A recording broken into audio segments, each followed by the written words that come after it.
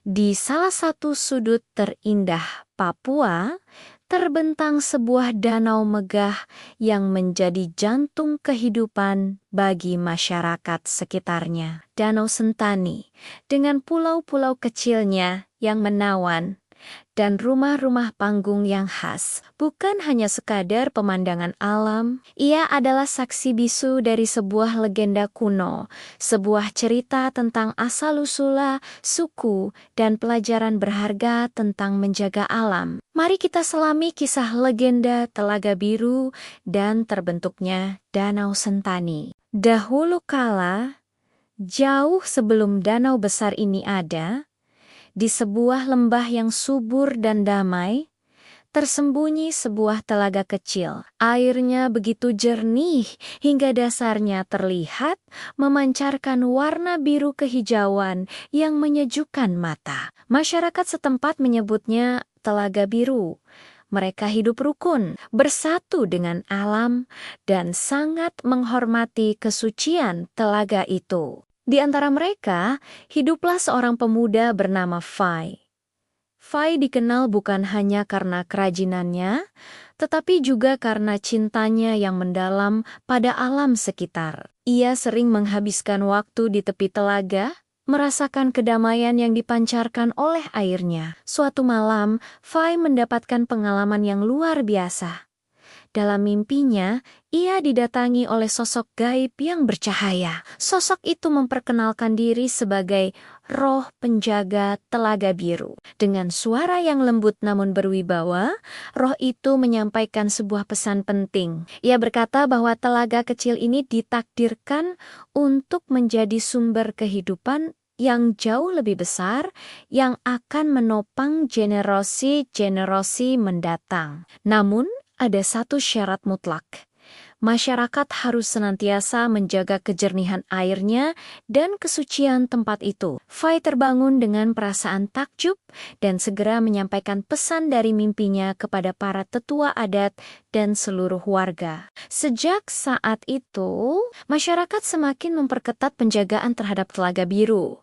Mereka membuat peraturan adat yang tegas, tidak ada seorang pun yang boleh membuang sampah, memancing, apalagi mengotori telaga dengan cara apapun. Telaga Biru menjadi pusat spiritualitas mereka, sebuah simbol kesucian yang harus dilindungi bersama. Selama bertahun-tahun, kedamaian dan keharmonisan menyelimuti lembah itu. Namun, ketenangan itu tidak berlangsung selamanya. Kabar tentang keindahan dan kesuburan lembah Telaga Biru akhirnya sampai ke telinga orang luar. Datanglah sekelompok pendatang dari negeri yang jauh. Sayangnya, hati mereka dipenuhi oleh keserakahan dan mereka sama sekali tidak memiliki rasa hormat terhadap tradisi lokal. Mereka melihat Telaga Biru bukan sebagai tempat suci, melainkan hanya sebagai sumber daya yang bisa dieksploitasi sepuasnya.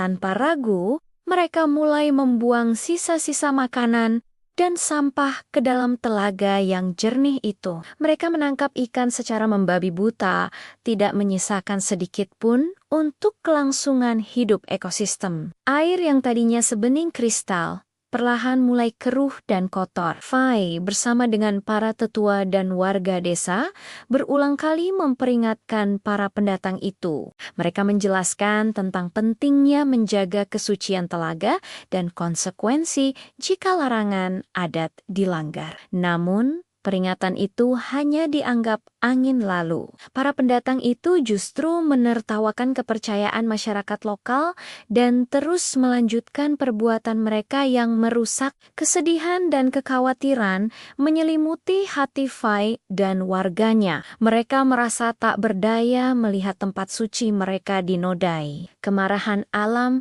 tak bisa dibendung selamanya. Suatu malam, Fai kembali bermimpi. Roh penjaga telaga itu muncul lagi.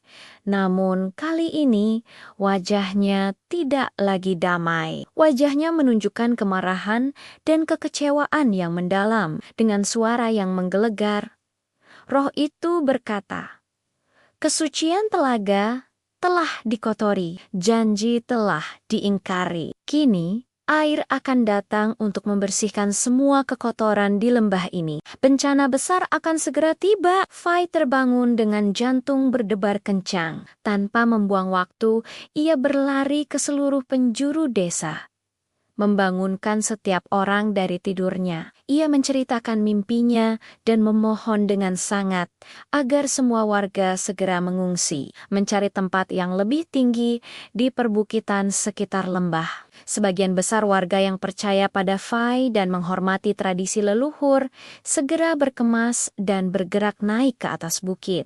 Keesokan paginya, langit yang biasanya cerah berubah menjadi kelabu.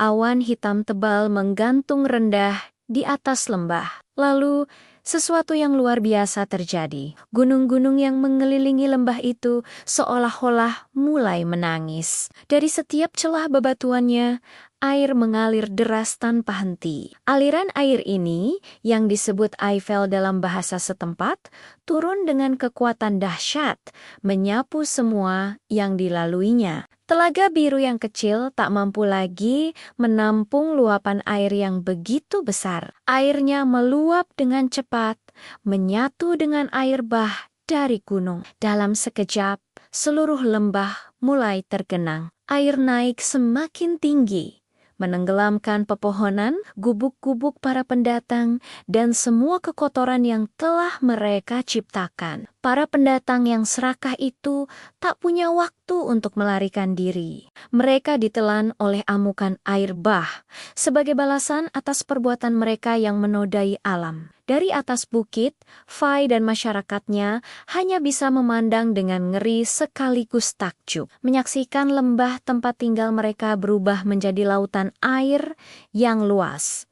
Air bah itu tidak kunjung surut. Air terus memenuhi lembah, membersihkan setiap sudutnya dari jejak keserakahan manusia. Perlahan tapi pasti, air yang keruh itu mulai tenang dan jernih kembali. Lembah yang tadinya daratan, kini telah berubah menjadi sebuah danau raksasa yang membentang luas, dikelilingi oleh gugusan perbukitan hijau yang indah. Inilah danau yang sekarang kita kenal sebagai Danau Sentani. Setelah air benar-benar tenang, Fai memimpin masyarakatnya untuk turun kembali. Mereka takjub melihat pemandangan baru di hadapan mereka. Danau besar yang indah itu menawarkan kehidupan baru. Mereka memutuskan untuk tidak meninggalkan tempat itu. Sebaliknya, mereka beradaptasi. Mereka mulai membangun rumerama di atas permukaan air, yang kita kenal sebagai rumah panggung,